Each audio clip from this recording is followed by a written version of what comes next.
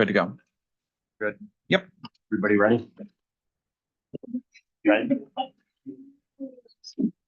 Okay. Good evening. Today is Wednesday, May 15th, 2024 at 6 p.m. We are in the Brecksville Broadview Heights Education Center, 6638 Mill Road, Brecksville, Ohio. This is a meeting of the Board of Education in public for the purpose of conducting the school district's business and is not to be considered a public community meeting. There is time for public participation during the meeting as an indicated agenda item. This meeting will be live streamed via YouTube and will also be recorded for later viewing. Please consider subscribing to our YouTube channel where all recordings are posted. Item 1B, please stand and join me in the Pledge of Allegiance. I pledge allegiance to the flag of the United States of America and to the republic for which it stands, one nation, under God, indivisible, with liberty and justice for all. Item 1C, roll call. Mrs. Gaelic, Yes. Mrs. Kramer, Yeah. Ms. Kwiatkowski, Yes. Ms. O'Mara. Yes. Mr. Dosen. Yes. Item 2A, President's announcements. None, so we'll move on to item 3, board appointments. Cuyahoga Valley Career Center report. I was in touch with Rachel. She could not be with us this evening, so we'll hopefully connect with her next month. OSBA Legislative Liaison. Ellen, do you have anything? Yes. Today, Governor DeWine signed Ohio House Bill 250, aimed to address cell phone use in schools, and it is requiring every school district in the state to adopt a policy governing student cell phone use during school hours. And the policies are supposed to be emphasizing limiting cell phone use and distractions, and school districts have until July 1st to come up with their policies. So it's a pretty quick turnaround time. So. And we currently have policy on the books that address it, but obviously this is a great time to take a review of current policy and see what additional steps can be taken. Mr. Waters and Mr. Raines at the middle school are just glad everybody else is joining them because they had already done this a few years ago. And I guess the other thing I want to keep on people's radar is that the state is considering revising the current property tax structure. There's been just testimony that's being taken and a variety of facts that's being presented to the legislature in this regard. And I've been trying to follow that because it's going to affect how our schools are funded. And one thing that I did not realize that I think people should be aware of, Ohio relies on local levies more than any other state in the country because of a law that was passed back in 1976, which doesn't allow inflationary growth on voted levies. So anyways, the legislature is trying to currently change the structure of the law to hopefully we won't see so many levies on the ballots moving forward, but I assume this is going to be a really slow process. But anyway, just wanted people to be aware of that. Okay, thanks. Item 4, Superintendent Committee reports, Financial Liaison Audit Committee, myself and Tiff. Nothing new to add. Permanent Improvement Committee, Ava and myself. We had a deep dive on PI, I think the last meeting. So go back and check out that meeting if you want to see anything new coming up. Board Policy Committee, Ellen and Lisa. We just have the one policy on the agenda for a final reading tonight. Okay, Transportation Appeals Committee, myself, we have none. We're almost toward the end. We have not had one. I don't want to jinx us, but we've not had one this year. So clean record. Kudos to our transportation department. Safety and Security Meeting Report, Ava and Ellen. Just a quick update on that. The rapid alert system, Centegix, that we approved a couple months ago, they have been in and throughout the district doing a lot of the back end network install and networking things that need to be done for that. So we are on pace for that to be ready for the start of next school year. Great. Can I ask a question? Probably not. Do we still have a safety and security meetings? Are we still having those where we attend? I didn't know.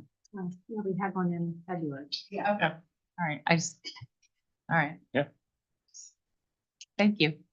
It was on hold during the pandemic. I know. Well, I was on it meetings. last year and I just hadn't heard one report all year. So maybe you guys reported in February and I didn't hear it. I don't know. So sorry about that. Are we gonna do, I'm sorry, Go ahead. like, I know in the past we've done the more extensive safety and security reports, kind of like we did for PI or, I thought those were kind of nice to do at least, I'm sorry, I don't mean like once a year to kind of do a safety and security report to kind of update on what we have new and what's going on. I mean, I always enjoyed those, like as a community member Absolutely. We I can- think that's a topic of concern among our community is safety and security in our buildings. No problem. We can add it to an upcoming agenda, have an update, and it'd probably be appropriate either during summer or right at the beginning of the school year with the new rapid alert system going into effect, and then any changes that have happened in the security plans. They were all due to the state the past week or so. So, Brian Kloss kind of coordinates that for us. Our principals signed off on those plans, as well as our partnership with both cities. So those have been uploaded to the website. So we are in compliance, but maybe that would be something good for as we're getting ready to start the school year, to revisit those. Well, and we did, but Ava and I didn't really speak much. We both attended the meeting, but it was the rapid alert system and it was addressed it was the February meeting because Yeah, and he did most of the talking. And So it that was- was the last topic that we. And in that safety and security meeting, we talked about that, but we also, during that meeting, we're talking about refresher trainings in Alice that we then conducted at one of our professional development days, either the March 22nd date or it's escaping me at the moment, but we did a refresher for a lot of our support staff when we had them in for professional development on Alice. And we also had planned for new teacher orientation in August to also have our partners from Brexville and Broadview Heights there to go over Alice with our new employees. Because sometimes you do Alice training, you train the whole district, and then you go a couple years and you forget that you have substitutes in the building, you have new employees in the building, and you have a lot of times those professional developments happen on days that you don't have your full staff, meaning bus drivers and support staff. So that was another focus of that meeting back in February, is making sure that we find those times that hit our new employees with the Alice training. Okay. Moving on to school foundation report, Tish. Nothing too extensive tonight. They will have their monthly meeting next week, so I will definitely have more to report in June. But our senior awards night is coming up at the high school next week on the 22nd. So they will be awarding scholarships that evening, and they're very much looking forward to that. Great. Sustainability Committee, Ellen. I believe our upcoming meeting is going to be at the end of this month, I think on the 30th. And we hope to get some things maybe moving for the 2024 school year, the start of the 2024, 2025 school year. Very good. PSO report, Lisa. I don't have a report because the PSO presidents are gonna talk right after this, so I'll let them discuss it. All right. Well, why don't we just slide into item B, which is PSO president's report. Feel free. Just make sure the green light's on over there. Get to the mic. Makes it all official.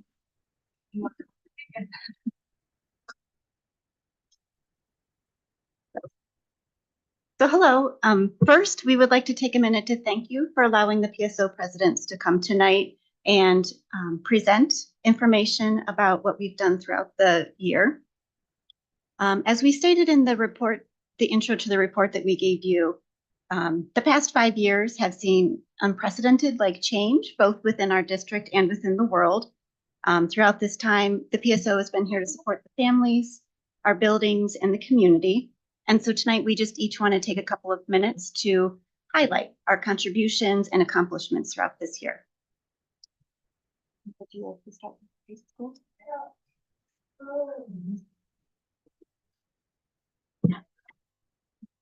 I just want to start by thanking all the volunteers, family, and staff that helped the PSO this year. The PSO changes its role at every school, and up at the high school, we have some fun projects that catered more towards our seniors, like painting the parking lots for their creativity and their last hurrah, which is just a great morale boost for them. We take on the after prom role and the activities that go with that. Excuse me. We organize after prom, help with career day, provide volunteers when needed. We're a great resource for information for the families, and we appreciate being part of the fabric here at BBH. So the numbers that are in the report are roughly 267 memberships. That's 32 staff, 235 families, and that's about 330 students, 58 of which are seniors this year. We raised $5,360 that went for our No Fuss fundraiser campaign, and that went to the window screenings at the high school entrances, and we put in several hundred hours of volunteer work. So thank you.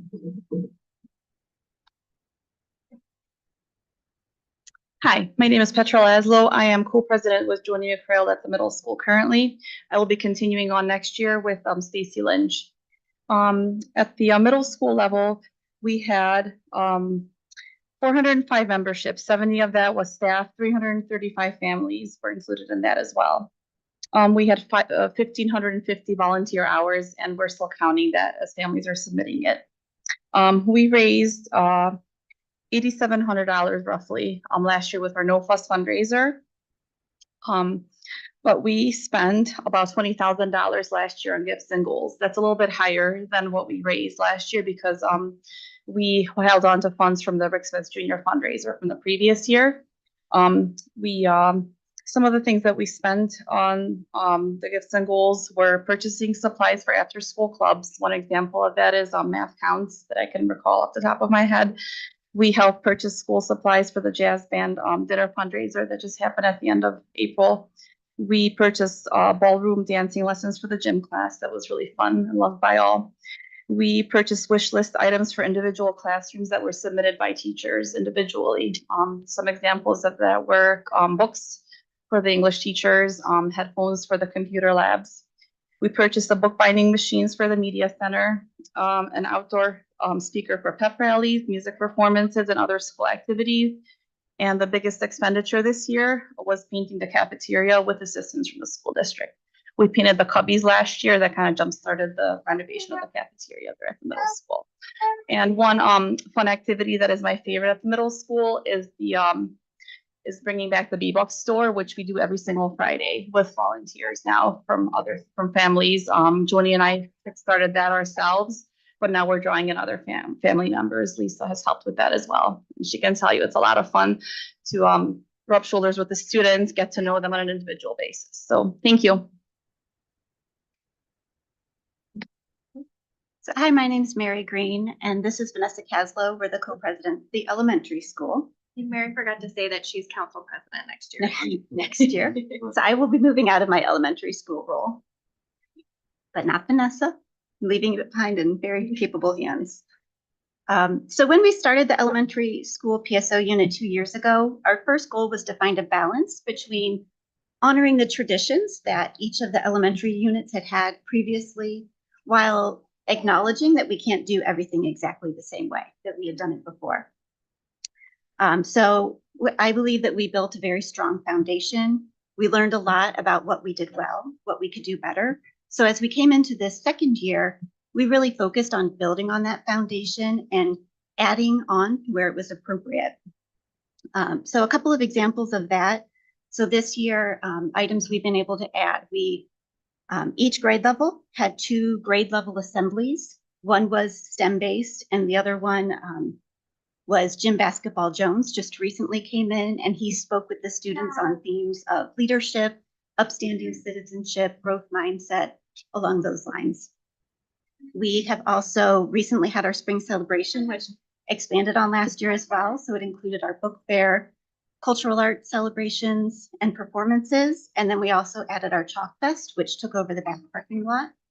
Another item we were excited to add this year, what we call our classroom startup reimbursements. So for any teachers or staff members that spent money out of pocket for items in their classroom, we reimburse them up to $50. And we had, I think over 100, maybe even close to 150 staff members take advantage of that.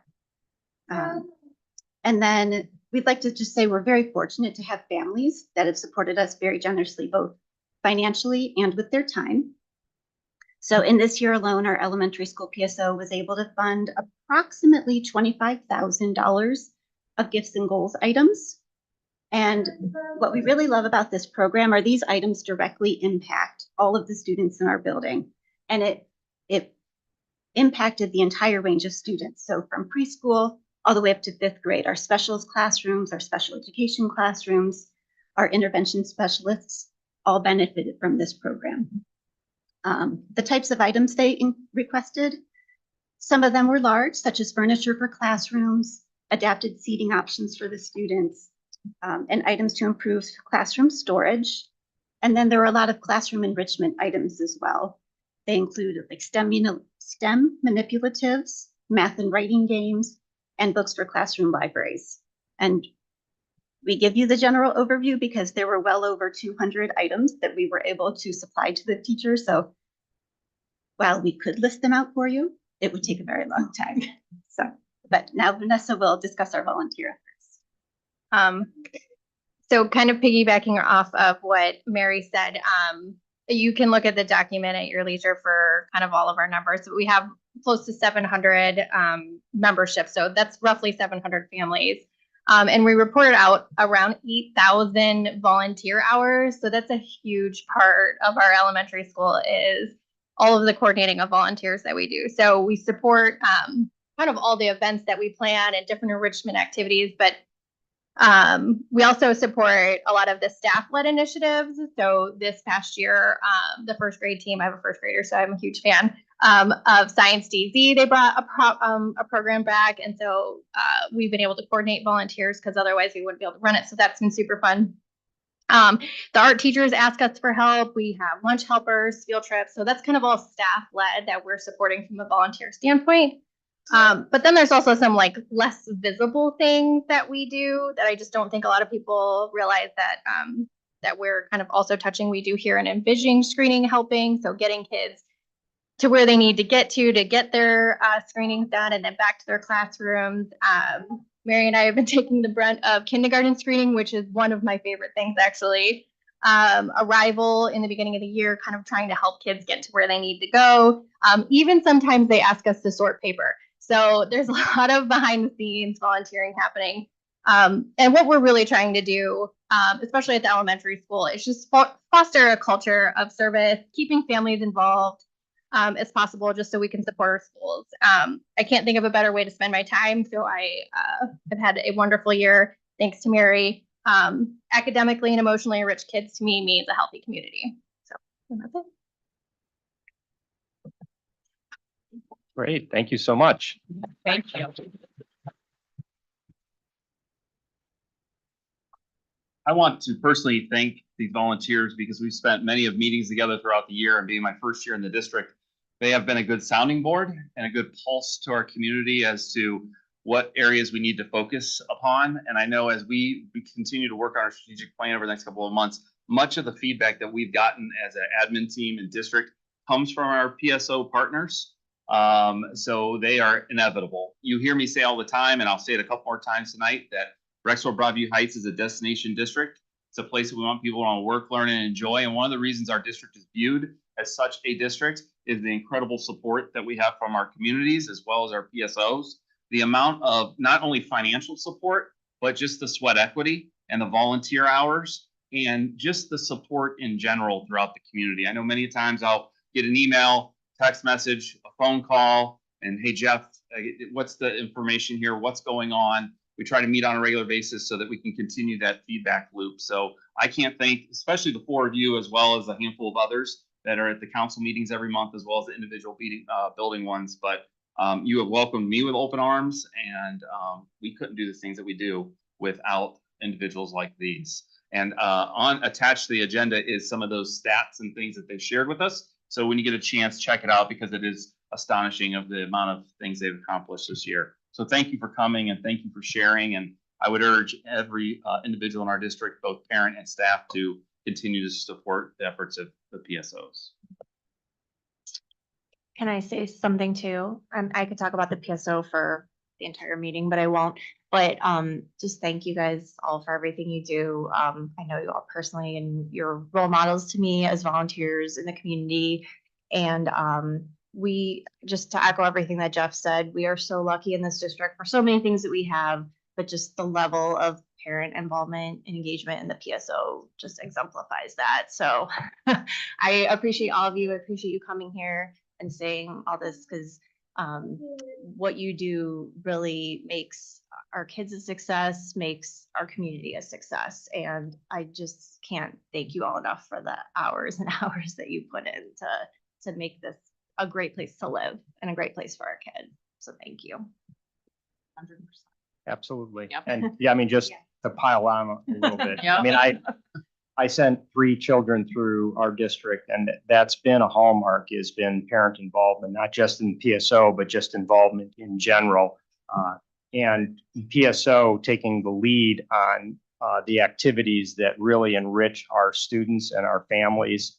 And we have a number of people in the room who are going to be new staff that we're going to be thrilled to welcome aboard. And they get a chance to see and hear some of the amazing things that PSO does for our district, for our families, and for our students. And so absolutely fantastic. We just talked a while back about the middle school, the whole auditorium, the renovation there. There was a whole nother piece for the middle school PSO that helped you brought it to life and allowed us to do it. You augment so much of what we can do.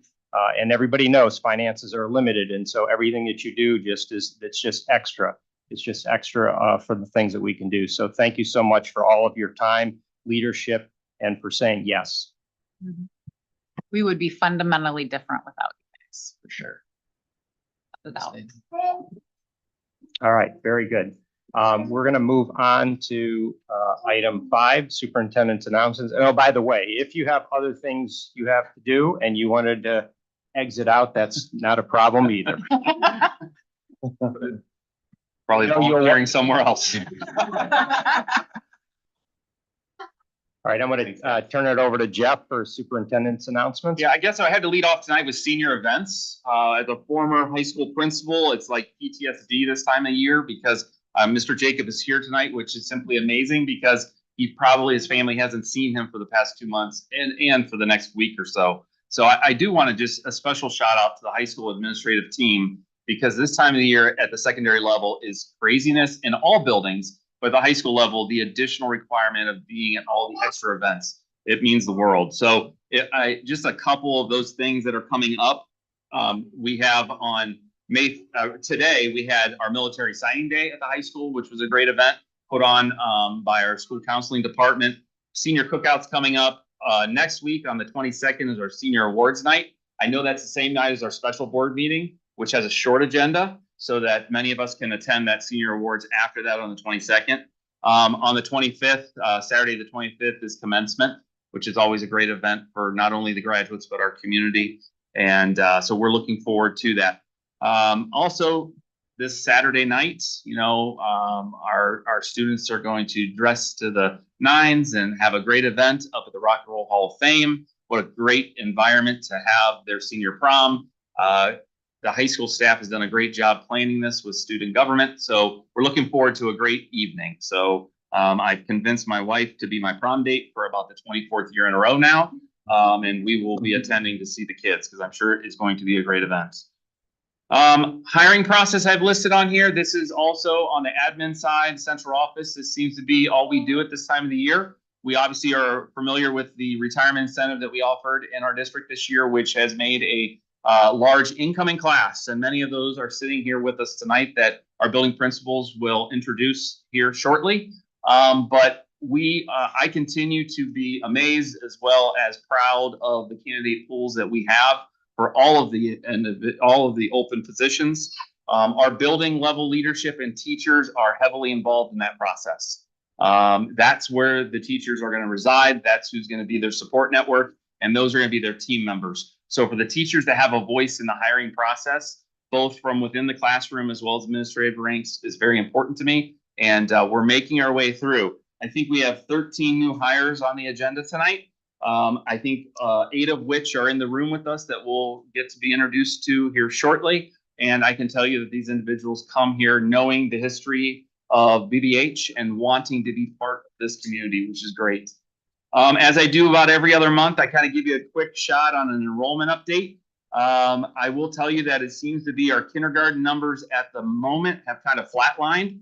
And what I mean by that is we're sitting at 222 still for that, which again, we're about 17 to 20 kids behind where we were last year at this time. There will be students who will enroll between now and the first day. There'll be people that will enroll the week prior. But right now we're trending to be in that 250th or 250 range that those enrollment studies have told us about. So we're kind of holding steady. As we look across the grade levels, another area that you'll get an increase is first grade, because many families will choose other options for kindergarten.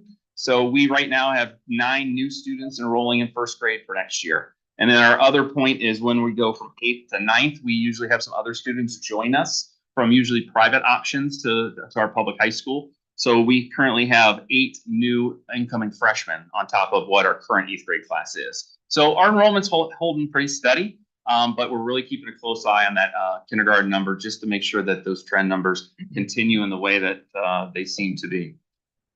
The other one is just something I want to put on your radar. I think this has been a point of conversation in the past. I don't know how deep, and Ava, you could probably shed some light on it a little bit, but kindergarten teachers have brought it up to me a few times, and I told them, assured them that we would have this conversation, and it has to do with enrollment and start date for kindergarten students. We as a district are September 30th. All right. Not all, but most of our surrounding districts are August 1st.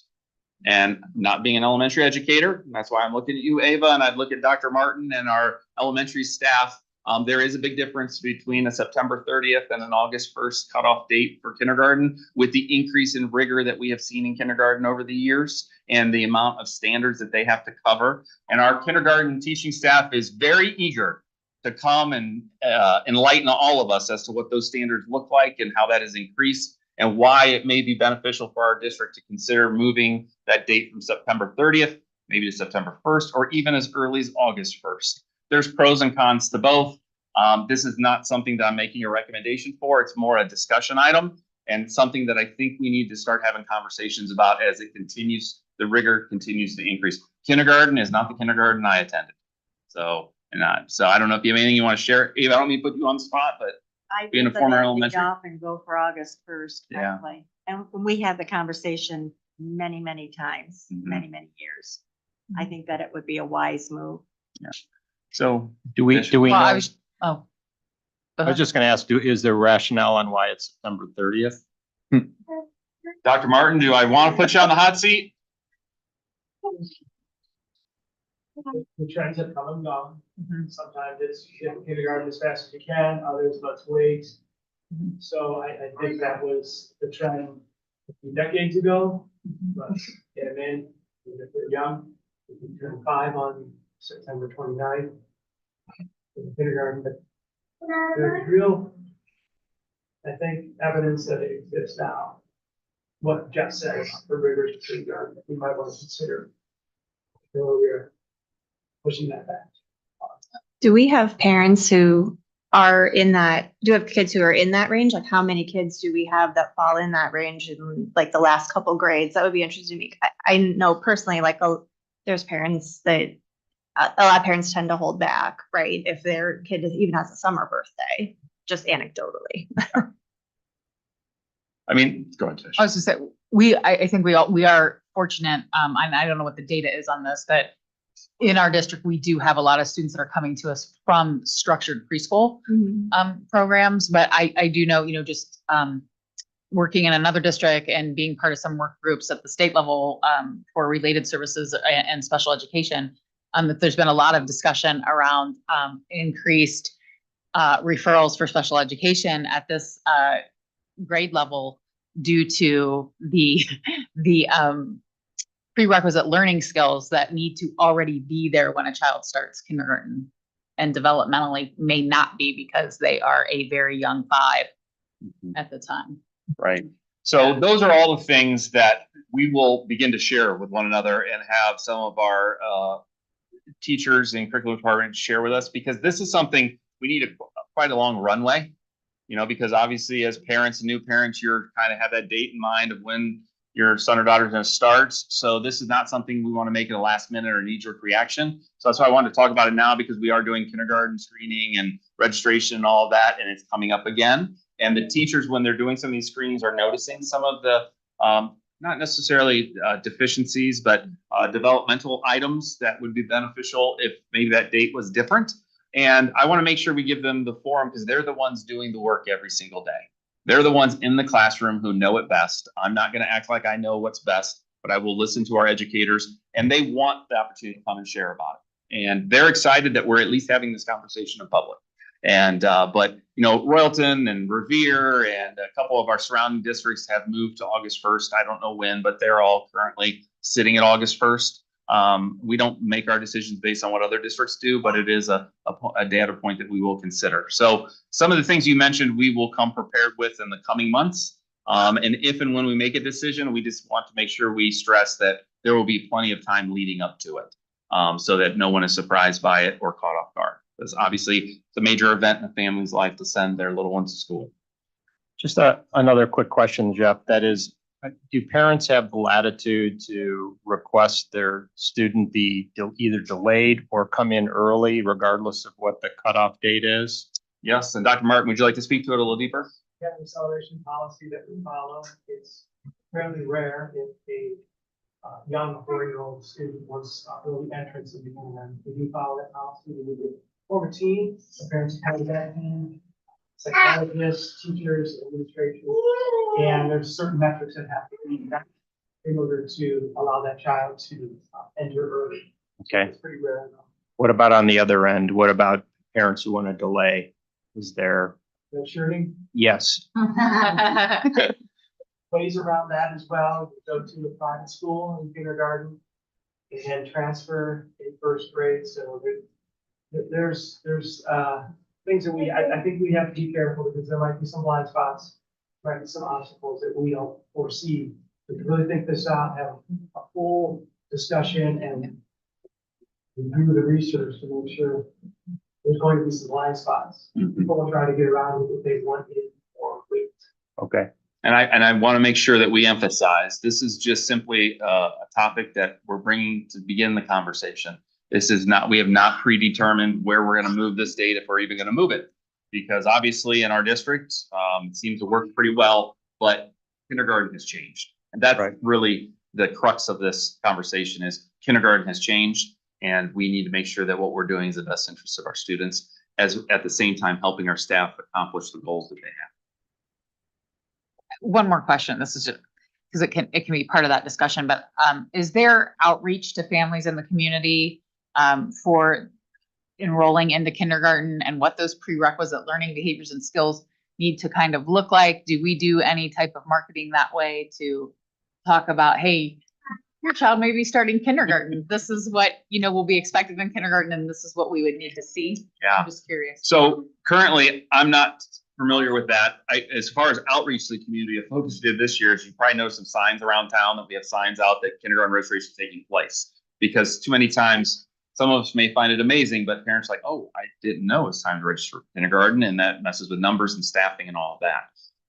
But at this point in time, and Colleen, I don't know if there's anything additionally you could share as far as what we do or how we try to outreach and educate our parents, but there are things that we could do and begin doing and or bring back, because maybe in the transition from multiple buildings to one, that maybe we don't do that. But I don't want to misspeak.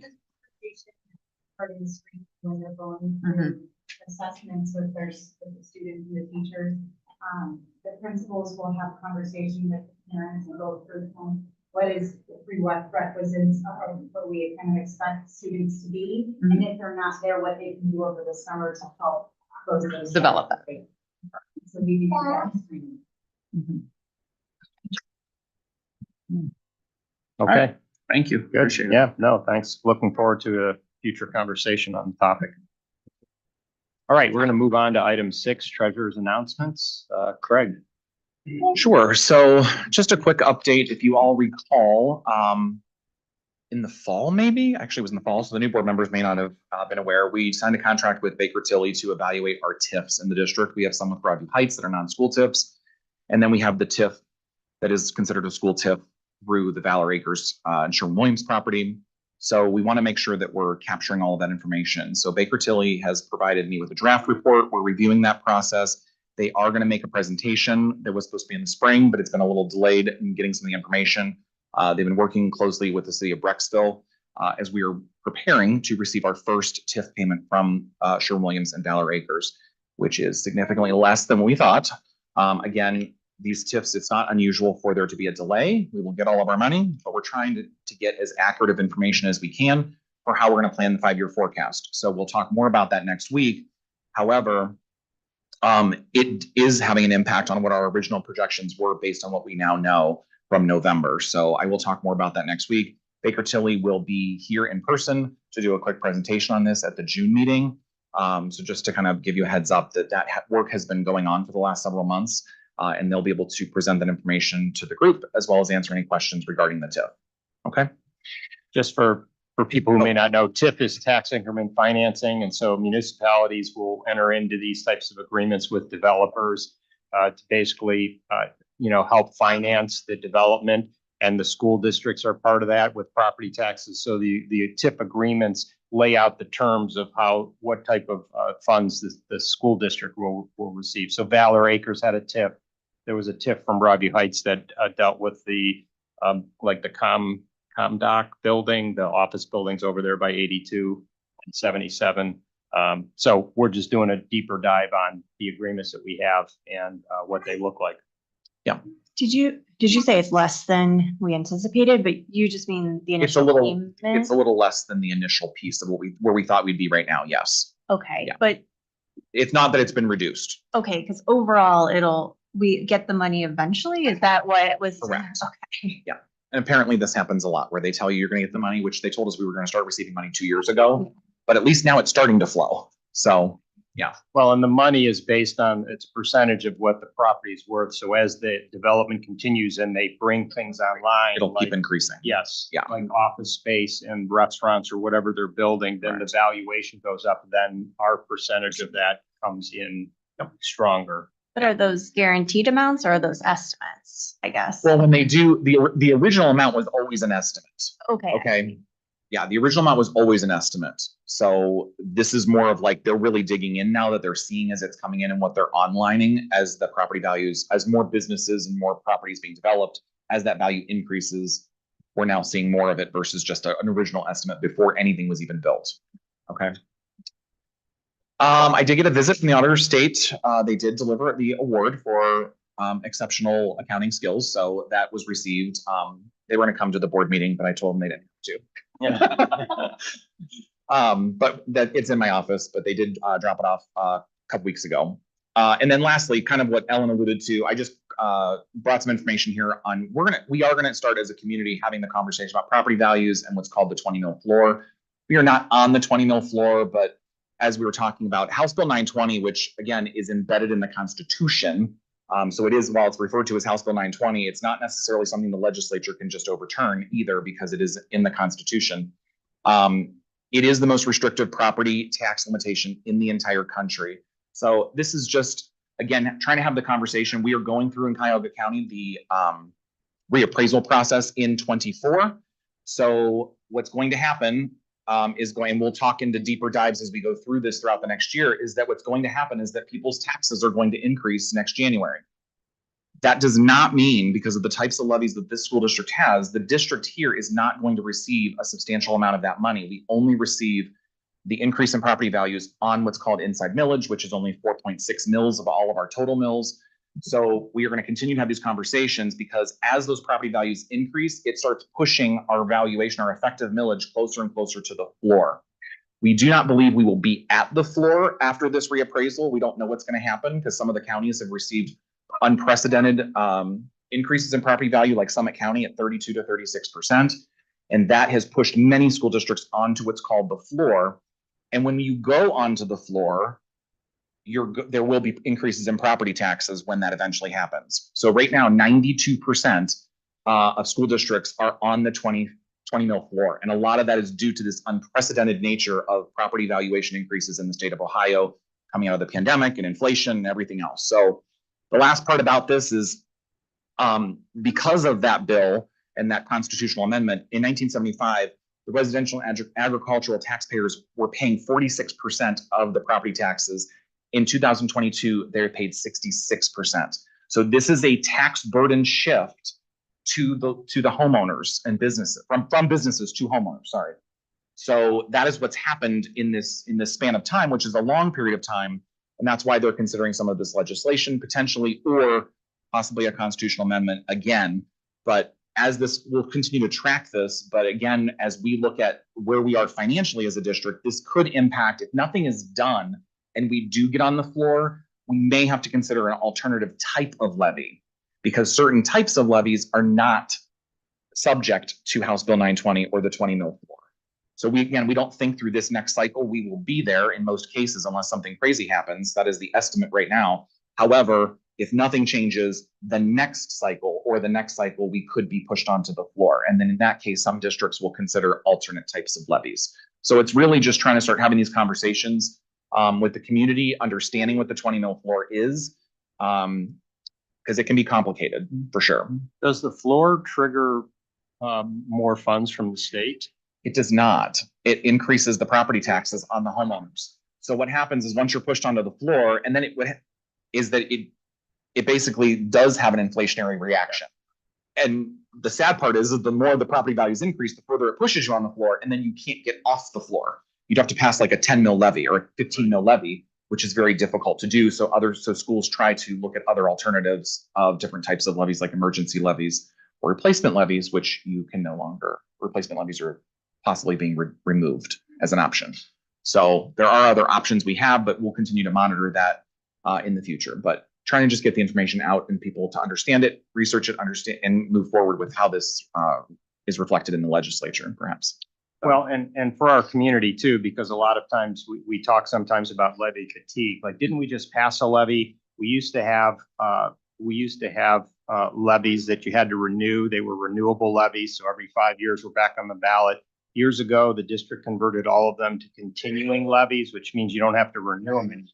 So why do we have to keep coming back on the ballot? It's House Bill 920. If you ever look at your tax bill, there's House Bill 920. So if we pass a 6 mil levy, like our last levy was 5.99 mils, we pass a 6 mil levy and it generates $6 million worth of funds for the school district.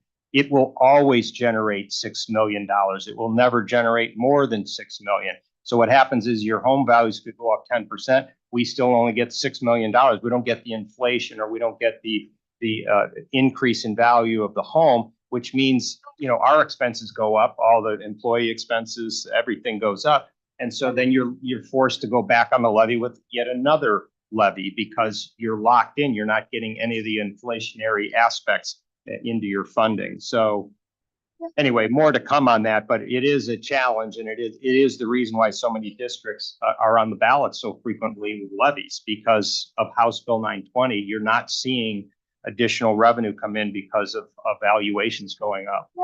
Right, and the alternative is some districts choose to do the emergency levies, which are not necessarily emergencies, but that's what they're called, right? Or fixed sum levies. But then what happens is you still have the voter fatigue, right? It's like you have to constantly keep renewing it. So that's how you get the same value or same dollars that come in. So, and for example, like the city gets when your property taxes go up, they get the benefit of inflation. Like they get more, right? So that's why the city. For libraries, other municipalities, yes. Depends right. on what's all included in your total millage. Right, but yeah, we don't. The only part we get is on inside millage. Right. So it's very, very small compared to the total amount. Right. So other forms of local government have different rules. Correct. Yeah.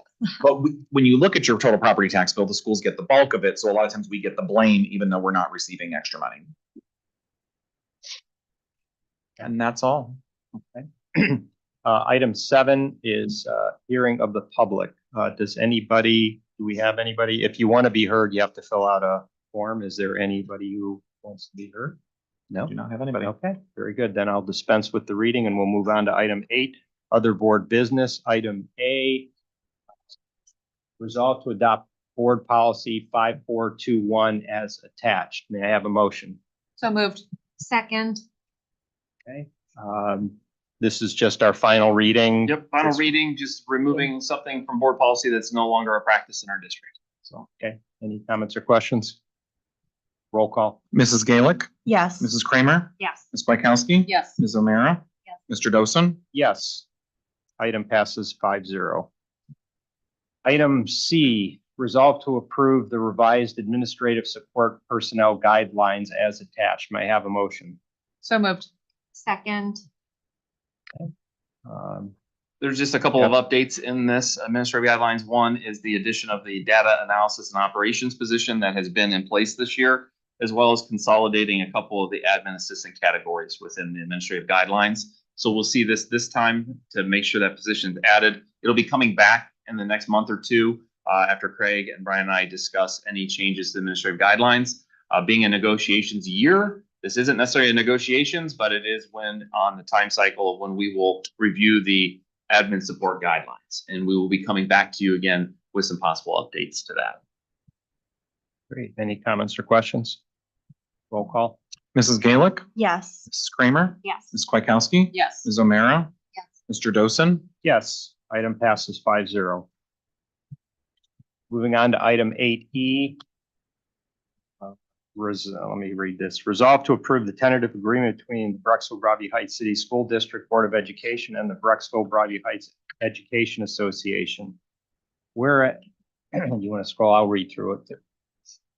Just to be official, whereas the Board of Education of the Brecksville-Broadview Heights City School District, the board, and the Brecksville-Broadview Heights Education Association, the association, collectively, the parties, are parties to a collective bargaining agreement effective July 1st, 2024 through June 30th, 2027.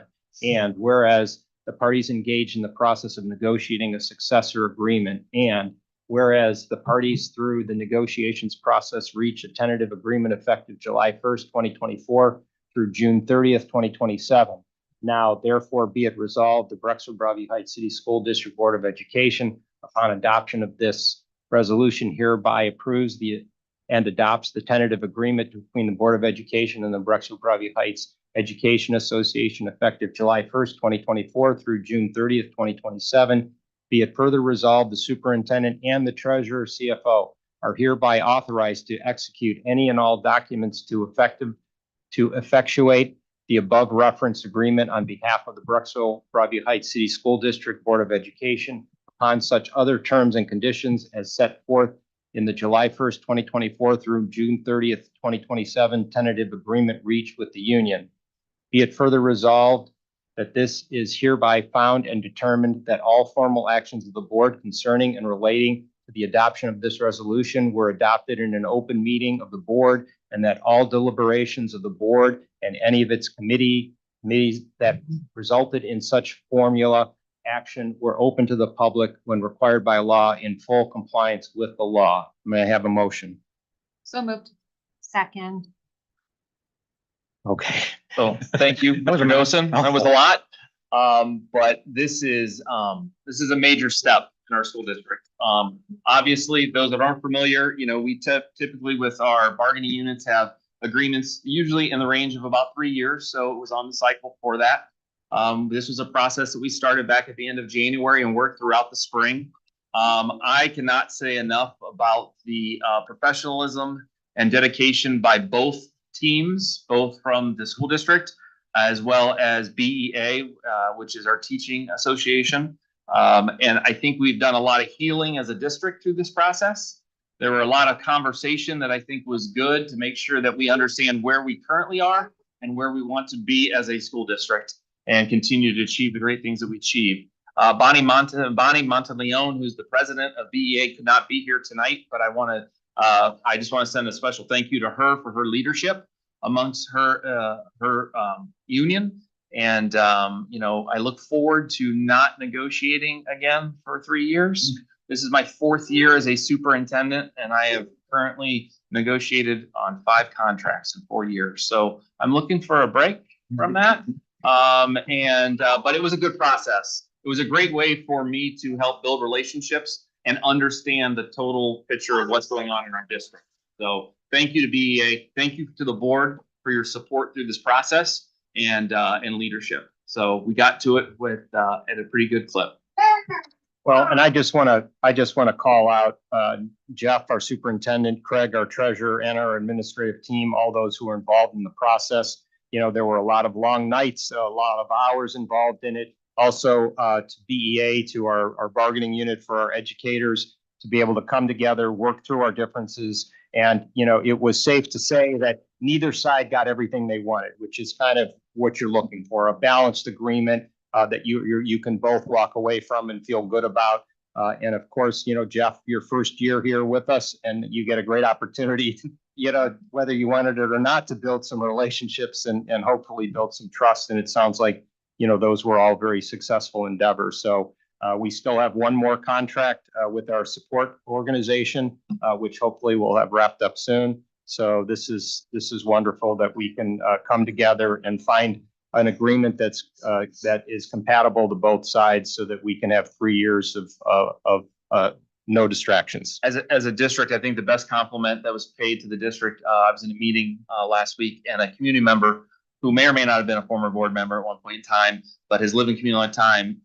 I made the comment that we had finished up teacher negotiations, and this individual said, "You've been negotiating a contract?" I said, "We've negotiated it, and it is almost done. It's on the board agenda next week." And he said, "It's amazing. We didn't know about it in the community." I think those of you who've been in the community for a long time, that is a major step in our school district, that we were able to negotiate successfully a teacher contract, and we weren't reading about it, hearing about it, talking about it throughout their community. It's the way it should be done. A professional organization should operate that way, and I'm happy to report that both sides did a great job. Great. Any other comments or questions? I think you said it perfectly. I think we're all very proud of both groups and everything. Turned out it's a success. Yeah, agreed. Exactly with what you said, Mark. Great. You mean that long part I read at the beginning? Or? And everything you said after. Okay, if there's nothing further, then roll call. Mrs. Gaelic, Yeah. Mrs. Kramer, Yes. Ms. Kwiatkowski, Yes. Ms. O'Meara, Mr. Dosen. Yes, item passes 5-0. Moving on to item 9, superintendent's other business. Item A, resolve to approve the K-5 math textbook adoption as attached. Item B, resolve to approve the Mount Union Teacher Education Cooperation Agreement as attached. Item C, resolve to approve the 2024-2025 United Cerebral Palsy Association Agreement as attached.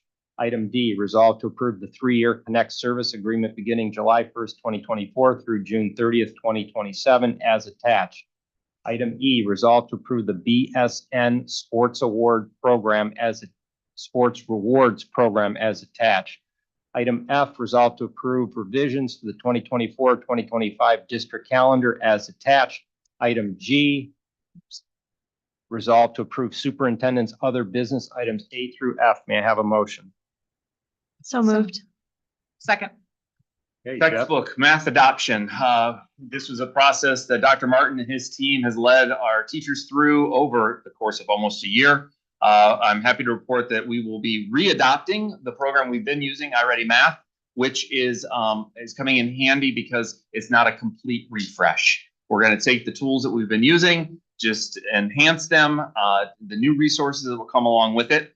The good news is that means the level of PD won't be quite as heavy as a brand new adoption, because wouldn't you know it, thanks to the state of Ohio, we have a brand new ELA K-5 adoption that will be coming at probably the next meeting on the 22nd, possibly, which will be a large lift and a heavy lift. So for our K-5 folks, it's going to be quite a bit of new material for next year.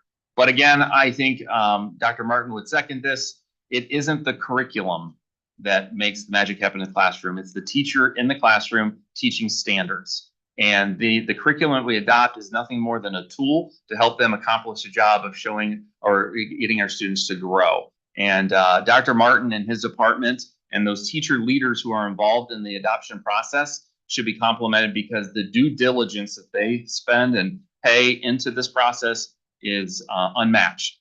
I've worked in 3 other districts in my career, and the adoption process here is done top notch. And again, it's important that our teachers have a voice in the process, and they do. Dr. Martin helps lead that process. So that's the math adoption. The Mount Union agreement, we have these from time to time with colleges and universities, but at a recent teacher recruitment fair, we came into contact with many Mount Union grads who were outstandingly prepared.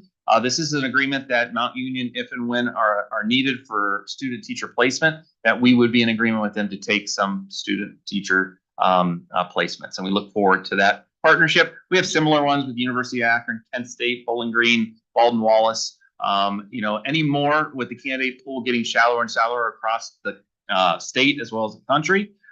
It's better to get some of these student teachers into our building so we can help prepare them for our classrooms as well as other classrooms across Northeast Ohio.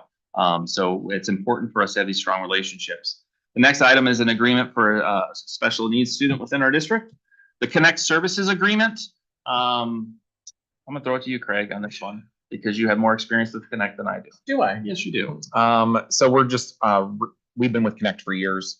So this is our core services, our EMA services, student information services, internet connections, all of that stuff is all associated with Connect, with the exception of fiscal support, which is contracted through Connect. So this is just giving, saying we're going to stay with them for the next 3 years in total. So awesome. Thank you. Next one is BSN Sports Rewards Program. This is the high school and athletic department have kind of negotiated or are going to be entering agreement with BSN, which is the largest sporting goods company in the world. They will kind of sponsor our athletic department. With this, we will receive rewards for purchases that we already make. It kind of streamlines the vendor. It does not tie us in. They're not the only vendor we have to use. They're the preferred vendor. There are sports that they may or may not carry the equipment that sport needs, and it's okay that we seek it elsewhere. But what part of this agreement is a 5-year agreement, and over the 5 years, they will be giving us a credit of $105,000 to be used on clothing and uniforms for our athletic department. That will help our athletic department budget greatly. That $105,000 will be spent in New Balance clothing and uniforms, which in many sports is a very popular brand and an up-and-coming brand. And I know many of our head coaches are very excited about this. So you will start to see not only Nike Swish or the Under Armour logo, you'll start to see the NB for New Balance as well. So this is a partnership. We've done business in this district with BSN for years. This is just a formal agreement where they're providing some rewards, kind of like your fuel perks at Giant Eagle. The next item is the 24-25 district calendar revision that you've heard me talk about probably for the past 6 months. But tonight I'm making a recommendation that we push the student start to the school year for 24-25 back 2 days. So originally our students were scheduled to start on August 19th, Monday. I am proposing that we start the students on Wednesday, the 21st. The reason for this is that Monday, Tuesday will be dedicated to professional development for our new ELA K-5 adoption, as well as other initiatives that are taking place in the district. We are sacrificing 2 student days, but I don't want anyone to worry because we are well in excess of what the state minimum is. But also, just because we're sacrificing 2 student days here, we sacrifice many instructional days throughout the year when we're pulling teachers out of the classroom, away from students, that our substitutes do a great job, but they don't fill the shoes of our teachers. So here we're going to take 2 days. Everyone's fresh. Everyone's excited to be back. Hopefully, Dr. Martin will have all the materials ready to roll, and we will have a great professional development day on 19-20. 15th, 16th, which is Thursday, Friday, will be our traditional opening to the district. And also our new teacher orientation will happen that week as well. So that's the adjustment to the school calendar. We don't like to make adjustments to school calendars after they're approved, but in this instance, this was important for the school year to run smoothly. And I didn't think that the students would be too heartbroken about having 2 additional days on their summer vacation. Parents may be a little disappointed though, because they thought they were going to be dropping them off on school on Monday. So that is that recommendation, and that is it for my business. I just have a quick question, just because I know it's a really important date. Do we plan, assuming that this passes here shortly, do we plan to get some communication out to families like ASAP, letting them know that the first day of school has changed? Okay. Jim Crooks and I were on the phone today discussing that, and those things will go out. I have a community newsletter that's scheduled to go this week anyway, so it'll be part of that, as well as another communication that goes out internally as well. So those will be, by the end of the week, you will see it both publicly, website, and social media. A number of districts around our area are also doing the same thing just because of the science of reading situation and the associated professional development. So we're not alone. Correct. Any other comments or questions on these agenda items? I do. Go ahead. So with regards to the BSN Sports Rewards Program, so my understanding would be like, we're doing large orders and that helps us, gain discounts and be able to order for teams. But you had stated that it's not the only business that we could do with regards to our sports programs. And I just think that it's important that we acknowledge that we do have local businesses that provide, some sports logos, equipment, very supportive of Bees athletics and Bees in general through Star Sports, and that, the community is aware of that and that we continue to support them as well. Absolutely. And that's a great point. And thank you for bringing it up. Our Star Sports and other vendors that are throughout Northeast Ohio, we still do business with them. This doesn't shut them out. This really focuses on uniforms, which many of times this vendor in particular, because of their stake in the market, offer the lowest prices available to us. They also offer upwards of 35% off retail on other items, but we will continue to do business with our local partners like we always have. And this agreement does not shut them out. A lot of it is they have to kind of have first shot at it. So if we're buying new uniforms, we would get a price from them and we get a price from other vendors. And then, then we'd make the appropriate purchase. But as far as spirit wear and, different things that booster groups buy and all that, those are unaffected and are still available and will continue to be used. Just want to make sure. Thank you. And then I guess my other question is about the UCP agreements. When I read them, and maybe it's already been decided, but it sounds like there's some predetermination of services, especially around extended school year, which are IEP team decisions. So I don't know how much you can speak to that, or just that we're already kind of paying for these. And has it already been determined that that's needed? That's what my question would be. Yeah, I don't have the data right now to accurately answer that question, but I would tell you that these are and have been conversations that have happened in the IEP team meetings. Okay. But I can't speak in great detail to that, but I can get that additional information as That's well. only clarification. When I read it, I was unsure. So Thank you. Any other questions or comments? Roll call. Mrs. Gaelick, Yes. Mrs. Kramer, Yes. Ms. Kwiatkowski. yes. Ms. O'Meara, Mr. Dosen. Yes, item passes 5-0. Moving on to item 10, superintendent's personnel recommendations. Item A, resolve to approve the certified personnel recommendations. Item B, resolve to approve classified personnel recommendations. Item C, resolve to approve superintendent's consent items A to B. May I have a motion? So moved. Second. Okay. So as Craig opens these sheets up, you're going to notice they're quite lengthy because this is the time of year where we're renewing contracts for members of our current staff as they work their way through those years of contract. On this list, you're also going to see names that are in bold, up close and personal, obviously, but these names that are in bold are new members to our family. And like I had said earlier, we have 13 new hires on this agenda, and 9 of them are in the room with us tonight. I also asked the building principals to be here as well, because it was important to me, and it may or may not have been something we've done in the past as a district, but these are people who we are adding to the BBH family, and I think it's important that they have an understanding of our district, as well as our Board of Education having understanding of the quality of candidates that we're bringing forward to you as recommendations. And I would ask that, and we could start with Colleen Toth at the elementary building, maybe just introducing and saying a few quick words about the process and some of the new hires that may be with us tonight. If you don't mind stepping to the podium, Colleen. You probably wish I started with Kevin Jacob instead, right? Hopefully. No, I thank you. I was planning to be here anyway to welcome our new staff members. It was such an exciting process. We had the ability to hire due to the retirements, as Superintendent Harrison shared earlier. We had almost 150 applicants for our classroom teachers, which was phenomenal. We had so many applicants. We screened over 30 interviews over the course of several days, narrowed it down to then 8 of those teachers. And in this room, we hired 3 out of that 8. They had the opportunity to come in and teach a lesson directly to classrooms. They got to teach, they were guest teachers for about a 20-minute lesson. And let me tell you, we have some amazing talent in this room, and I'm so eager to get them started here in the fall. I would like to introduce our first teacher. She will be teaching 3rd grade at Brecksville Broadview Heights Elementary School. I'd like to introduce Megan Clarity. She comes to us with experience through a school in just north of Columbus.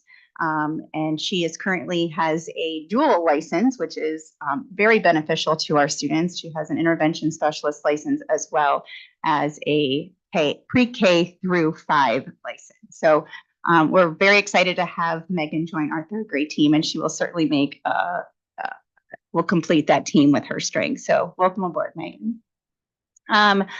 I know that we had a 5th grade teacher who couldn't be here with us today.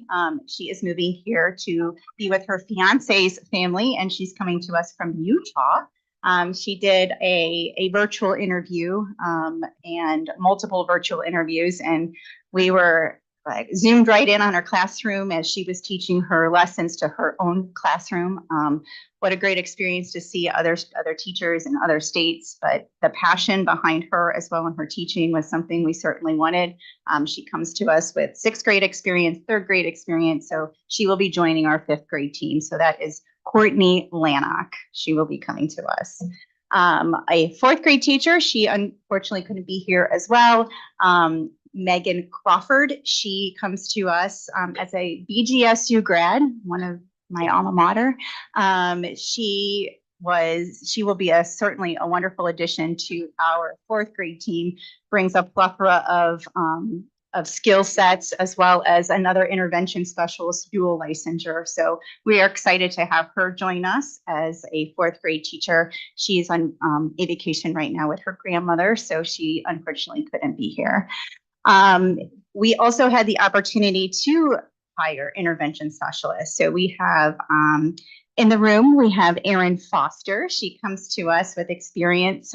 She is currently in another school district, but she came in, taught a lesson. She was with our students. And, you know, Doc Martin, I learned from him, you know, we after the teachers teach the lesson, we stick back behind and we talk to the kids. So our kids had a hand in hiring some of our teachers, and the comments that they make were, you know, she was really awesome, Mrs. Toth, you should hire her. So we had really great experience, and the kids really enjoyed the lessons. And they even learned something. They talked about what they learned that day. So thanks, Erin. Welcome aboard. Really excited to have you. We also have hired another intervention specialist. I don't believe she's here today. Hannah Larson. Hannah Larson comes to us from Julie Billiard. She's going to be coming here and teaching from the elementary as well, along with Erin. So we're excited to have both of them. We also had the pleasure of hiring a school psychologist. And I have Rose Reif here with us. She walked in, and the minute she walked in and the first words out of her mouth, I'm like, that's our girl.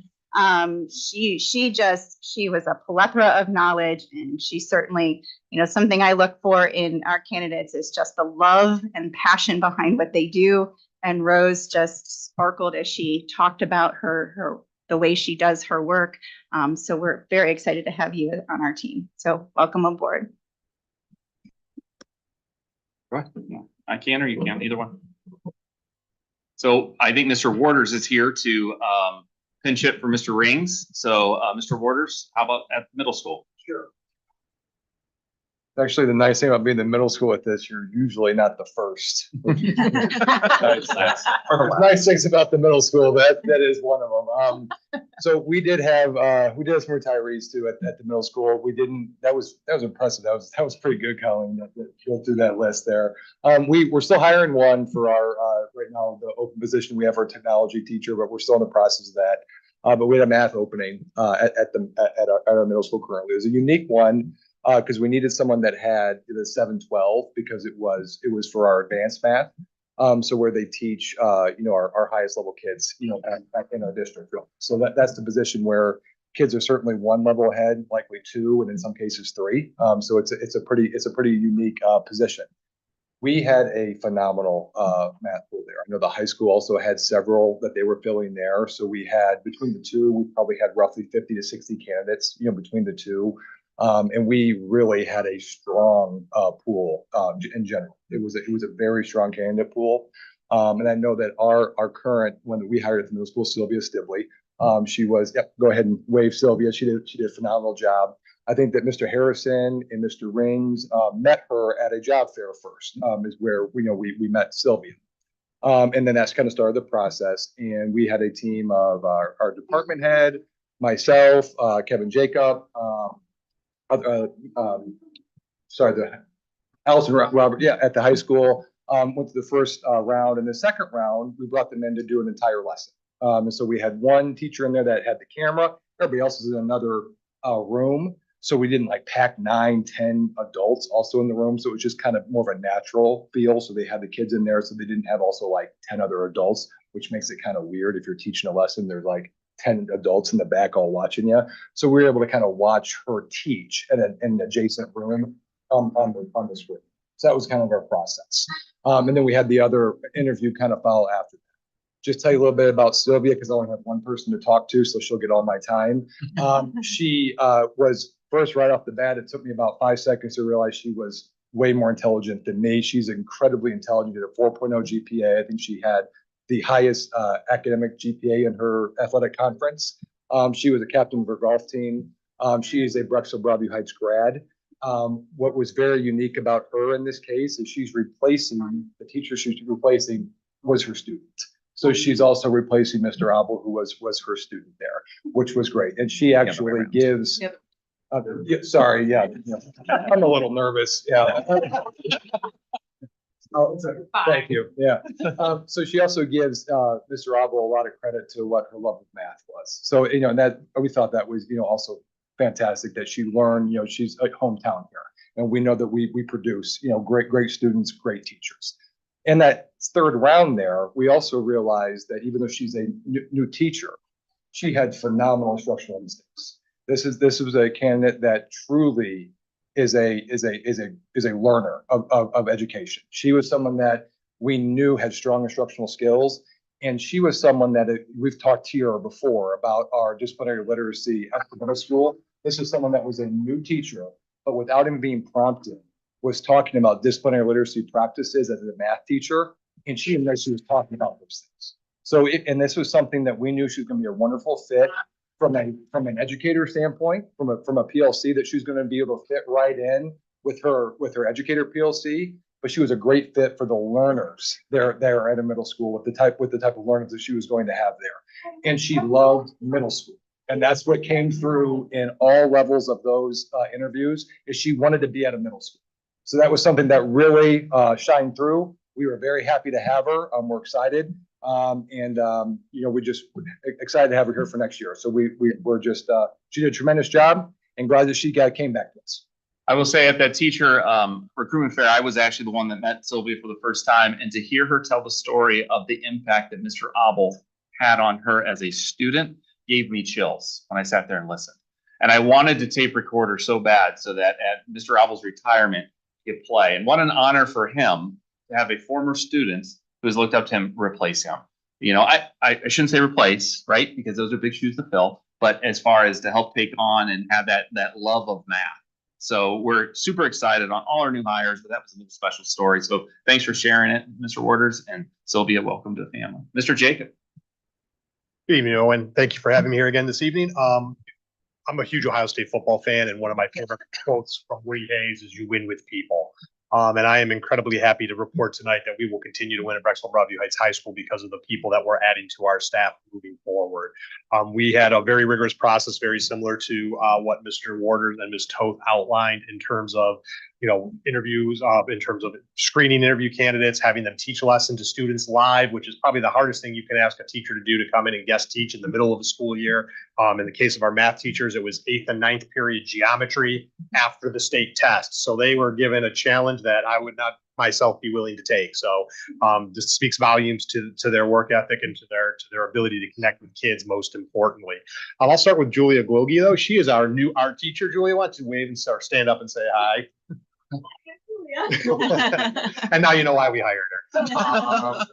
In that process, we've been fortunate. We had Mr. Hansen go out on a paternal leave earlier this year, and it was like a 3-week period. I'm like, great, where am I going to find an art teacher in the middle of January for, at this time with sub shortages, who's licensed and ready to go? And luckily, Julie had graduated from Kent State a couple days before and fell into our lap. And in that process, Julia didn't have her license yet, didn't have her credentials. And I said, well, to do this, you have to get a sub license. Would you be willing to do that? She's like, absolutely, Mr. Jacob, I'll do that tonight. That next morning, I had a message from her on my machine outlining that she had already filled out the application and what steps she was taking. She had a snag with her transcripts being processed by Kent State with her graduation. And she kept me posted, I would say twice daily, letting me know where she was at in that process. From there, she went in, she taught her class, and kids loved her. We liked her so much, we offered her the ability to be our building sub for the rest of the year, billing in through the environment. So Julia had really maybe the toughest process of anybody, because she had a 4-month job audition where that's a process. And it's now really yours to lose going into it. And every step of the way, Julia rose to the occasion and shined in everything we asked her to do. Great connections with kids, great connections with faculty, always said yes to anything asked of her with a smile on her face. And when going through the interview process, I live in Brunswick, where Julia graduated from. So I went deep and talked to her high school teachers. And one of the quotes that I got from one of her teachers is all-time great human being. And that right there was the separator for me, where we had some more experienced candidates, people with maybe specific art skills, but you win with people. And I think we're going to win with Julia moving forward. So Julia, we're really happy to have you. With that, we have a very rigorous math process. We had quite a few openings, kind of like, Mr. Waters, when you start talking about replacing people like Mr. Auble, that's not easy. And I don't think our expectations that we're going to replace Mr. Auble, or we're going to replace Ms. Chang, Ms. Marlowe, Mr. Braddock, or Mr. Chardo, who have been with our district for decades. They're phenomenal human beings. They're phenomenal educators. And I'm very happy to say that we put a process together where I think we're going to have people that are to take that torch and that mantle and continue the traditions and the ideals that Brecksville Broadview Heights High School stands for. Joining us are going to be some outstanding people. We'll start with Sam. Sam, since you were the last one in, we'll have you, Sam Smith. Again, Sam, one of the things that really stood out about Sam when we also met at that noted conference at the University of Akron was how great of a young man he was. His grandfather was actually a football coach here at Brecksville Broadview Heights High School. That was the thing he had to tell me first and foremost before he even talked about his grandfather, who taught here for years, Coach Joe Fine. So he had to tell me that before we would even let him ask a question about who he was as a person. And from talking to Sam, he started off as an electrical engineer and could have made a lot of money, and decided that wasn't for him, that he really wanted to, as he put it, pour himself into the community and pour himself into people. And that comment kind of, stuck with me from that first time I met him, and to hear him repeat it every single time that we talked was something that was authentic, that was genuine, that I don't think you could reproduce just, if you're doing it in a job interview. It was very true to who I think Sam is. And when I was checking up on him, I had called one of my favorite restaurants. It's a place called Foster's in Hinckley. Got great pizza if you're ever looking for it. But we talked, and he had been a cook there from the time he was in high school until recently when the owner sold it. And I called and I asked what kind of worker he was, and couldn't have gotten a better recommendation. And the thing that stood out to me is the owner of the restaurant said before Sam would leave any shift, he would come to me and say, "Thank you for the opportunity to work here tonight. Is there anything you need me to do before I go?" And again, I think you win with people, and I think we're going to continue to win with Sam moving forward. From there, we've had another opportunity to hire a long-term sub that we had, Ms. Donna Morlani. Donna has a very interesting career path. She started off teaching in the public school system, but had an opportunity to move herself, taught some great districts like Orange and Kenston, but had an opportunity to move to the collegiate level, where she has been an instructor of mathematics at an apartment chair for several years at Notre Dame College. So unfortunately, Notre Dame's closing is our benefit. Ms. Morlani was a leader in that department for several years. She was an athletic department liaison. She worked with students of varying abilities, teaching introductory algebra classes at the college level to calculus. And when Ms. Nielsen, one of our AP calculus teacher, went on maternity leave, I'm like, oh, great, where am I going to find a calculus teacher out of, about 3 weeks before the exam? That's perfect timing. Really happy about that. Luckily, we had a teacher who knew Donna from when they had student taught way back in the day. No offense, Donna, that was a slip there. I didn't mean to do that. And said, hey, I got somebody for you. You need to talk. When we talk about work ethic and character, Donna shifted her classes for the last several weeks since she's taken over since spring break. So she would teach her classes virtually or at the evening hours at the Notre Dame campus. So she would work all morning at Brexville Broadview Heights High School teaching geometry and AP Calc, go to Notre Dame and finish out what is a very traumatic experience for those kids there, and was there at the commencement and graduation ceremony.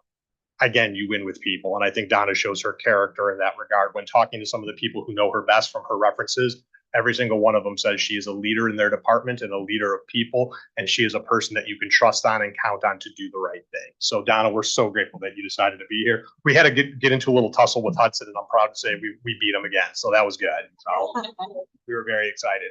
And then last but not least, that's joining us this evening is Coach Lentz. We're going to introduce him as Coach Lentz. Coach Lentz is going to also be joining our faculty this coming school year. He's joining us from Bedford Heights High School. Evan, again, also had a very unique career journey. Started off as an accountant, could have crunched a lot of numbers and made a lot more money, and decided that it wasn't something that was fulfilling for him, and he had a little bit different of a background. So grew up in Independence and Brecksville area, kind of grew up, born here, moved to Independence for his schooling years, but has always kind of stayed in the area, and was coaching a CYO basketball team at St. Basil that had several Brecksville Broadview Heights graduates from the class of 2020, some kids that I knew when I first started here who were all really great kids. And, they were not necessarily basketball players. They were all football players mostly, but masqueraded in the CYO basketball league. And one of the kids that asked Evan, told the story that he said, hey, where do you teach at, Coach Lentz? And he's like, I'm not a teacher, I'm an accountant. Why? He's like, oh, just the way you act and the way you carry yourself. I always thought you were a teacher. You should probably think about that. And that conversation kind of sparked Evan's curiosity and interest. And he went back to school, took time off from his career to take classes in the evening to become a licensed teacher, did student teaching at Solon, has worked at the Bedford City Schools for the last couple of years. And when we saw Evan in the classroom, his ability to authentically engage with kids he had just met for the first time and teach a 65-minute lesson. Evan's a pretty tall guy, if you haven't figured it out from him. So when he was on his knees, sitting at desks, writing on the desks with the kids, answering questions, and handing out candy right off a rip, which I thought was a little bit of a bribe, but we took it. His connections with the kids was very authentic. And when we went back to that process, when I went and talked to those kids in that geometry class and thanked them for participating and asking for their feedback, when we said, they said, well, who should we hire? And it was pretty telling from that process, because there was 3 names given to me: Coach Lentz, Mr. Lentz, Ms. Morlani, and Mr. Smith. And that's what we decided to do, because their views of the people we hired that night were the exact same as the kids. And I think that speaks volumes to the fact that the kids, who are the most authentic evaluators of talent of teachers, as opposed to any adult in the day of the week, I think we hired 3 people who are going to make great connections with kids, and we're going to continue to win with those people. So we're excited to have all you guys next year, and it's going to be a lot of fun. So can't wait to have you. Go Bees. Thank you, Kevin. I appreciate it. And last but not least is we have an administrator on this agenda as well. Bob Magyar is here with us. As many of you know, Mr. Bedford is assuming the role of school counselor at the elementary building, which opened up an opening at the elementary building. Bob Magyar comes to us with multiple years of experience in a few districts as a current intermediate principal of grades 4, 5, and 6, which when we talked to the teacher teams and talked about the interview process, one thing they stressed to Colleen and I both was someone who had experience in the areas that they were going to be dealing with. And they also wanted someone who had many of the characteristics that Mr. Bedford has. Those teams love Mr. Bedford. They love his counseling nature, his care for people. So those were things that during the interview process that the teachers wanted to see in the applicants. So we had, I don't know the exact number, 30 or more applicants. We interviewed 8, narrowed it to 2 for the teacher teams to evaluate, and Bob was head and shoulders of the selection in that process. So I couldn't be more happier to add the quality of individual as well as educational leader as Bob Magyar to our district. and welcome him and his family that's here tonight. I also want to say to all the new hires, thank you. Thank you for being here.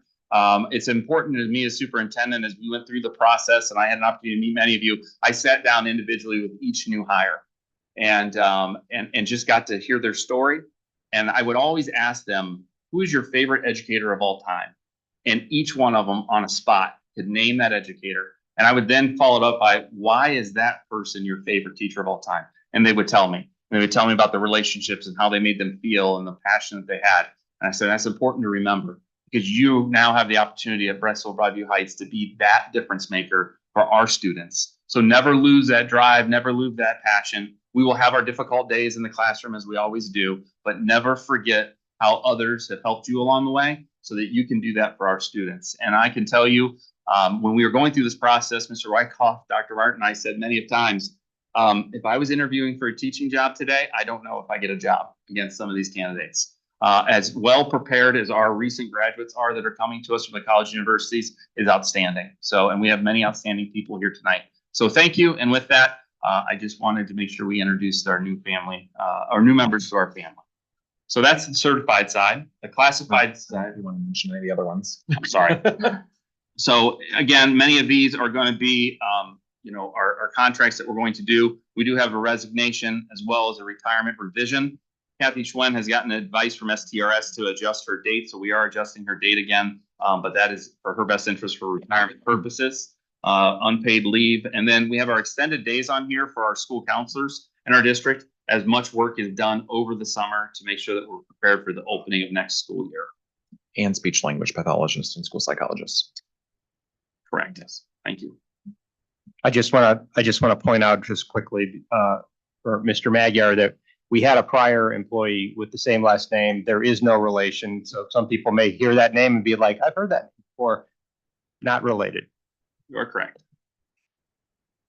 Classified recommendations that you will see on here. Again, a lengthy list this month because it's that time of the year for renewing of contracts. So we have many for our bus drivers, our maintenance, head cooks, educational assistants. We do have a couple of new hires on here. They're bold as well. And those are student stage crew workers.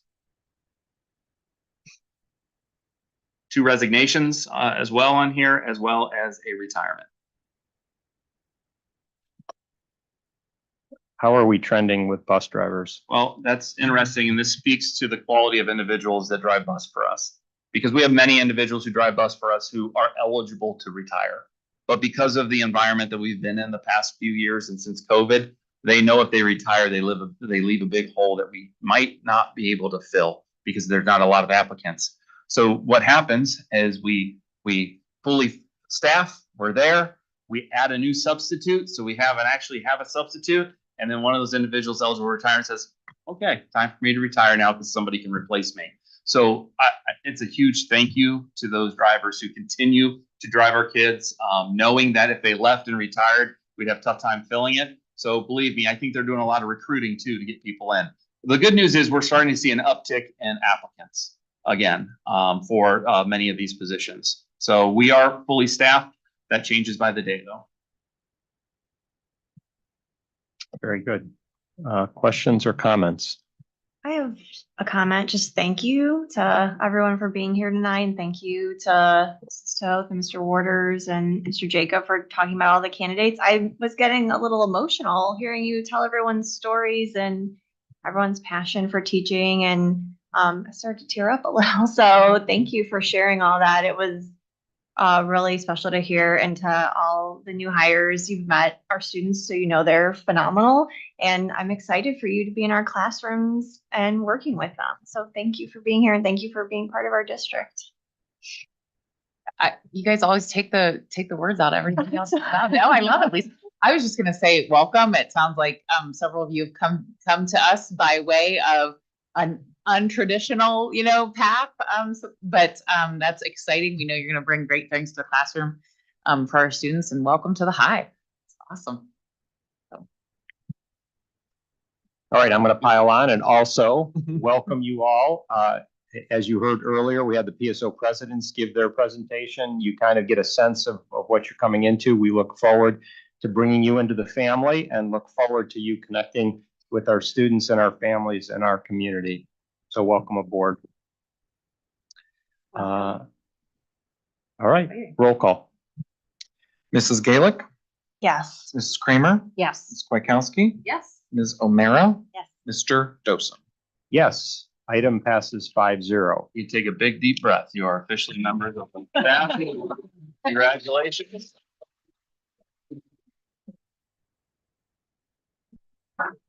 And no disrespect to my friend to my right, he is going to read the check registrar for us tonight probably or whatnot, but I know some of you have other commitments and you change your schedule and childcare to be here, which just is, shows your professionalism. If you want to slide out the door, it's perfectly okay. We won't think less of you.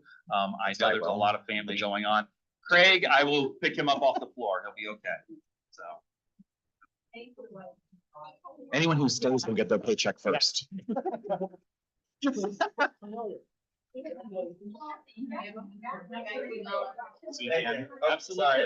Congratulations. Thank you.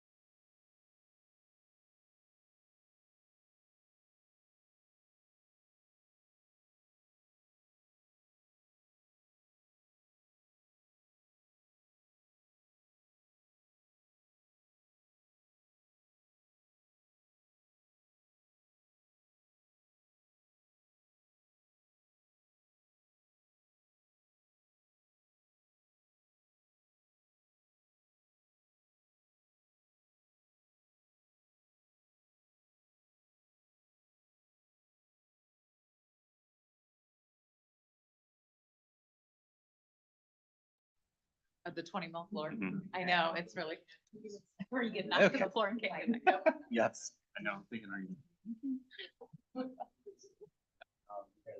We're ready to go. Yeah. Okay, sorry for the brief intermission. We wanted to congratulate all of our new team members and let them move on with their evening. We're moving on to item 11, Treasurer's Consent Agenda. Item A, resolve to approve the financial reports as attached. Item B, resolve to accept donations as presented.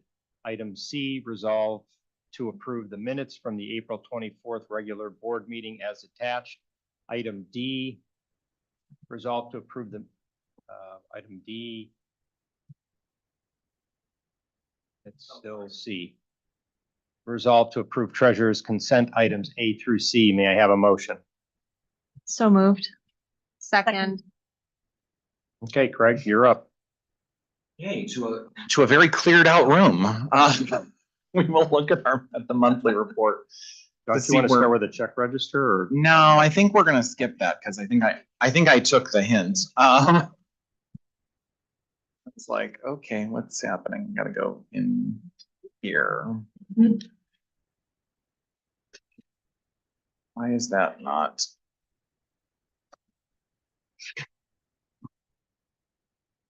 It's just not responding at the moment. I'll just look this way. I'll just look this way because I can't see that far. So for the month of April, we brought in $944,000 in revenue. Everything was basically tracking as it should. On the expenditure side, $2.6 million in expenditures, $1 million in benefits, $500,000 in purchase services, $90,000 in supplies, for a total expenditure of $4.3 million. So we were a little bit negative for the month, as you can see there. So I don't know how I can't let me go that way. There we go. There's always different ways to do things, I guess.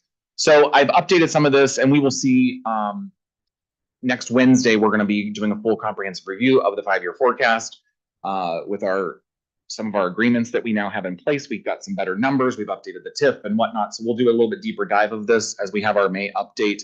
But we are trending much higher than we projected, especially in this other revenue. And a lot of this is that, we do try to be somewhat conservative on the investment earnings. So it seems crazy, but a year ago, we still didn't really know what was going to happen as people were saying they're going to cut interest rates. They haven't done that. So we've continued to do very well with our interest earnings. We're sitting right now at like $1.3 million just in interest, which is significantly more than what we projected back in November.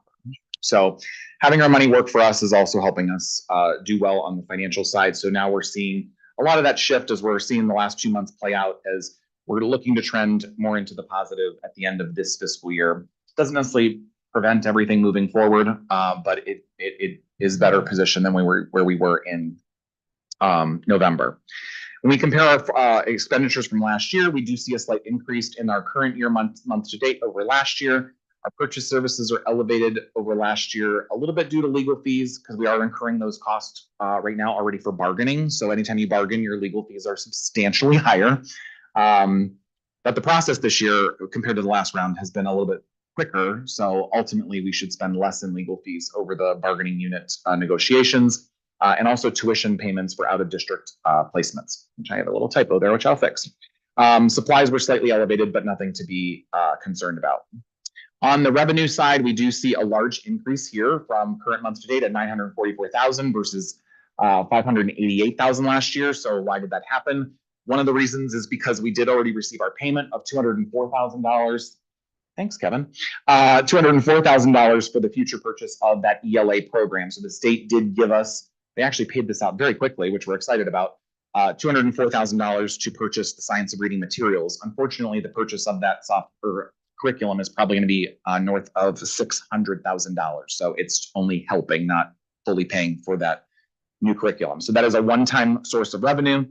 And again, interest earnings in April with $150,000 just for the month in interest earnings. So again, that's just a recap. And So ultimately, this legislation that the state passed last year, it was another semi-unfunded. Yeah. Semi-unfunded, that's a good way to put it. $8,000 for. Well, the total cost is, we think, around 600-ish. Gouging real. You hit a nerve. So this would have happened 4 years ago, 204,000 would have enough. But what happened is now everything is 4 times this expensive.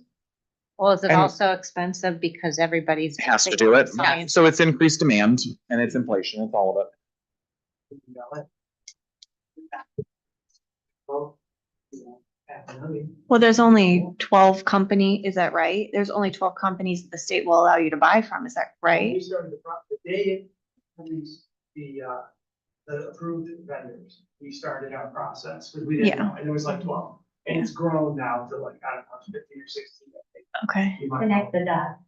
Yeah. But you have to get ahead, One because we have to implement 24. Right. Right, we had the short list, and then you then further narrow, because I didn't do it, we brought in the ESC, the third party objective. And there's this whole knowledge piece, just this core knowledge trend that's sweeping the nation, and we really had it, we nailed it down to 2 in a day. And they have not released the intervention materials that are approved yet. So we're waiting for that because they have some of the 204,000 is specifically for intervention materials. And that list is not available yet. So it'll be fun. Dr. Martin will be very busy over the summer. Well, I'm sorry, so it's gonna cost more? There's no way, and we did a lot of $28,000 for intervention. There's Yeah. no way we're gonna get all of our tier 2 and tier 3. Right. For $28,000. Tier of 20,000. Right. So of the 204, 28,000 is to be used for intervention materials. Okay. Yeah. So semi-unfunded. That's great. Our same. Did we check Amazon to see the price check? Yes. We were price comparing with Amazon, last year's model.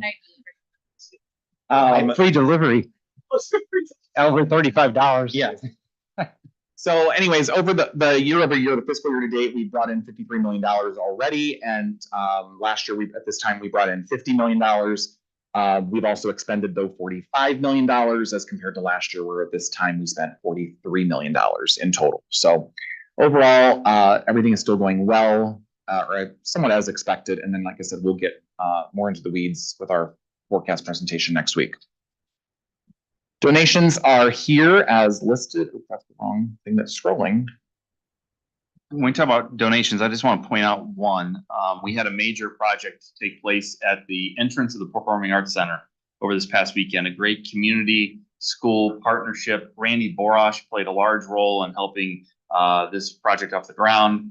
Mr. Jacob and his staff were involved, as well as Randy Borkwin, a science teacher at the high school. So when you get a chance to check it out, it's a wonderful landscaping to improve the aesthetics outside of the building. Last year they did around the main office. This time is around the Performing Arts Center, just in time for senior awards will be happening next week. So some of these partners that are on here that are listed donated not only the labor, but the materials. And we will have a presentation at a later board meeting, go a little deeper into this partnership. But we just want to send a great thank you out to those individuals. I had a chance to see it. Tuesday. I was at and it's beautiful. There's a gorgeous water feature. I want one in my backyard. So, and I also ran into Mrs. Borosh today as I was leaving the high school for another event, and she just had so many wonderful things to say about it, that it was a great opportunity for our students and that it was an amazing community partnership, and it gave them a fabulous opportunity to have some great career learning, to be able to get out there. So she just could not say enough wonderful things about it. And it turned out so beautiful, and it was just such a great opportunity for our kids and our community. So it's totally, absolutely fabulous. So I'm glad we're going to talk about it more. Yeah, and if you've come across Randy Borosh and had a conversation, she tells you about it. She is passionate. Yeah. And I think Kevin would agree with me. I mean, she's a major player in our community business relationships, and she's really built them up and continues to build them up. And she's an asset to our district, and she's an employee of the Career Center. But she's assigned to our building. She's a parent, community member, so she's obviously has a stake in what we do as a district. So we'll hear more from her in this project at a later date. I was gonna say, is that something maybe we get a couple of pictures of, and maybe when Absolutely. we do our district-wide communication, we Yep. do a shout out? I was on getting pictures all weekend while they were digging it out and everything else. I got pictures of Randy on I think one of the Reserve National Guard. She was on a plane this weekend for career opportunities that she had an opportunity to do. So there's a lot of exciting things happening at the high school and within the district with career readiness. And I mean, every path looks a little different, but we have a lot of opportunity within our community. And you see many of these partners on here. You see them multiple times throughout the year. Event Source is another great partner that helps make for great experiences for our students. So we cannot thank them enough. And when we talk about the state of the schools that we're going to do in October, we're going to recognize many of these business partners at that event to highlight the things they're doing for our students, because it's simply amazing the generosity of many of these individuals. If you want to see some pictures of the landscaping, they're on Mr. Jacobs' Instagram. Yes. That's how I get all my good high school news. So you can see the dollar amounts that are listed on the right-hand side. It's a little easier to see from our website, I guess, but it's all listed there. So thank them for those. And then lastly is the minutes from the last month's meeting. Any other questions that you may have for me? Roll call. Mrs. Gaelick, Yes. Mrs. Kramer, Yes. Mrs. Kwiatkowski, Abstain. Ms. O'Mara, Yes. Mr. Dosen. Yes, item passes 4-0. Moving on to item 12, closing items. Item A, announcements. The next regular meeting of the Board of Education is scheduled for June 19th at 6 p.m. Item B, resolve to adjourn the meeting. May I have a motion? So moved. Do we want to mention the meeting we have on May 22nd? Oh, Or did May I miss 20th? the announcement? Was Well, it- it's not on there because it's just the regular meeting, but yes, we are having Oh, a special meeting. Sorry, yeah. So Wednesday. We are going to have a special meeting, the board next Wednesday. The time? 5 o'clock. 5 or 5:30, 5 o'clock. And this will be to go over the 5-year forecast and approve the 5-year forecast. And probably a few additional hires. And, finishing up. right. So an agenda will be published with the details. Yep. So stay tuned for that. Okay, item B, a resolve to adjourn the meeting. May I have a motion? So moved. Second, Roll call. Mrs. Gaelic, Yes. Mrs. Kramer, yes. Ms. Kwiatkowski. Yes. Ms. O'Meara. Yeah. Mr. Dosen. Yes, the meeting is adjourned. Everyone have a great evening, and we'll meet again in a week. Bye-bye.